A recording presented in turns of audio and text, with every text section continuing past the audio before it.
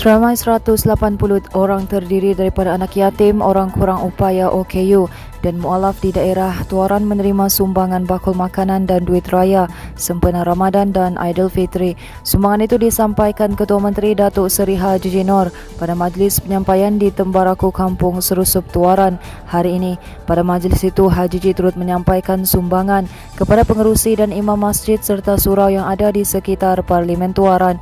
Selain itu, sebanyak 28 masjid dan 25 surau menerima sumbangan kurma, dengan setiap masjid menerima 7 kotak kurma manakala surau menerima 5 kotak kurma untuk diagih-agihkan kepada jemaah masing-masing.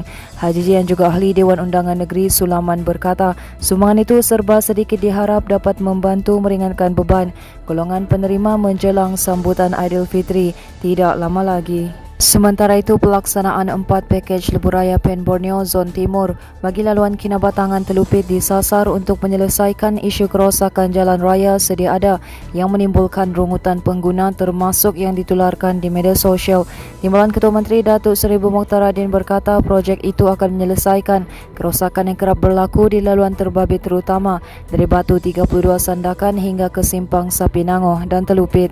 Beliau berkata sementara menunggu projek itu siap dalam tempoh 2 tahun, jalan raya sedia ada akan dibaiki dari semasa ke semasa oleh pihak konsesi bagi mengurangkan keadaan tidak selesa yang dialami pengguna. Katanya kerajaan tidak bercadang untuk membina semula jalan raya di laluan yang sama kerana ia akan menyebabkan pembaziran kos perbelanjaan. Memandangkan projek lebuh raya PEN Borneo Zon Timur Kinabatangan Telupit juga menggunakan laluan yang sama. Beliau mengulas rungutan pengguna yang sering menggunakan laluan Kinabatangan Telupit yang terpaksa berdepan pemanduan tidak selesa disebabkan keadaan jalan raya yang rosak dan berlubang. Bung Mokhtar dan juga Menteri Kerja Raya Negeri berkata kerosakan yang sering berlaku di laluan terbabit berpunca daripada struktur jalan raya yang lemah, tidak mampu menampung beban kenderaan berat khususnya lori membawa muatan kelapa sawit yang banyak beroperasi di kawasan berkenaan. Katanya menjadi tanggungjawab pihak konsesi yang dilantik oleh kerajaan untuk memantau dan memperbaiki jalan raya terbabit kerana ia terkandung dalam perjanjian yang dipersetujui.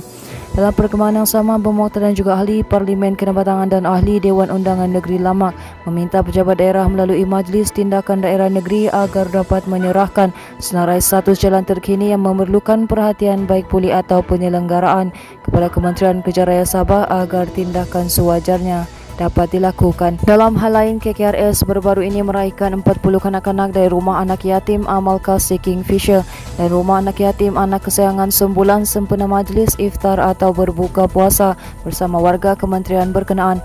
Bung Mokhtar turut menyampaikan sumbangan pribadi kepada kedua-dua rumah anak yatim terbabit dan anak-anak yatim yang menjadi penghuninya.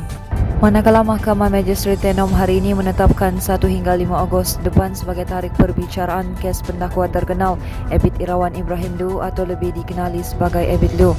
Magistrate Nur Ashraf Zolhani turut membenarkan permohonan bagi menjalankan perbicaraan 11 pertuduhan itu secara bersama. Ebit Lu 37 tahun sebelum ini didakwa atas 11 pertuduhan membuat hantaran gambar dan perkataan lucah bermaksud mengaibkan kehormatan mangsa melalui aplikasi WhatsApp antara Mac hingga Jun 2021.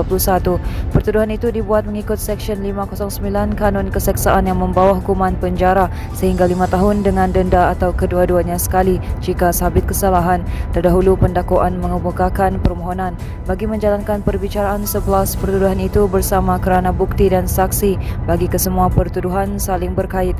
Peguam yang mewakili Ebit Liu, Ram Singh, tidak mengemukakan sebarang bantahan terhadap permohonan itu selagi ia membabitkan seorang pengadu. Pendakwaan dikendalikan oleh pengarah pendakwaan negeri Muhammad Ilmami Ahmad dan timbalan pendakwa raya Azrin Yas Muhammad Ramli, manakala Ebit turut diwakili dua lagi peguam Kamarudin Muhammad Chinki dan Timothy Daud. Pada Februari lalu, Ebit Liu mengaku tidak bersalah terhadap 11 pertuduhan berkaitan gangguan seksual di Mahkamah Liter Tenom. Berita seterusnya, Polis Daerah Kota Kinabalu sedang mengesan 2 kanak-kanak lelaki yang dirakam meletakkan objek tajam di atas permukaan jalan sebelum tular sejak beberapa hari lalu. Ketua Polis Daerah Kota Kinabalu, Asisten Komisioner Muhammad Zaidi Abdullah berkata pihaknya sudah mengambil tindakan untuk mengesan namun masih gagal menemui kedua-dua mereka. Katanya setakat ini tiada sebarang laporan polis diterima berkaitan kejadian kes kenderaan terlanggar sebarang objek tajam di lokasi dimaksudkan. Sehubungan itu Muhammad Zaidi berkata, pihak IPD Kota Kinabalu memohon kepada orang ramai yang mempunyai maklumat berkenaan supaya tampil membantu siasatan. Seterusnya, Sabah kembali merekodkan kluster COVID-19 lepas satu kluster baharu berkaitan institusi pendidikan diisytiharkan di daerah Lahad Datu hari ini. Kluster Jalan Segama Lahad Datu itu membabitkan jangkitan dalam kalangan pelajar asrama di Sekolah Menengah Sains Lahad Datu yang setakat ini menjangkiti seramai 39 pelajar asrama sekolah berkenaan. Jurucakap Perkembangan Harian COVID-19 Sabah, Datuk Seri Masri Manjun berkata kluster berkenaan dikesan selepas kes indeks iaitu seorang pelajar lelaki tingkatan 4 sekolah terbabit dikesan positif COVID-19 pada 18 April lalu. Teruskan bersama kami di asoka.com, berita komprehensif.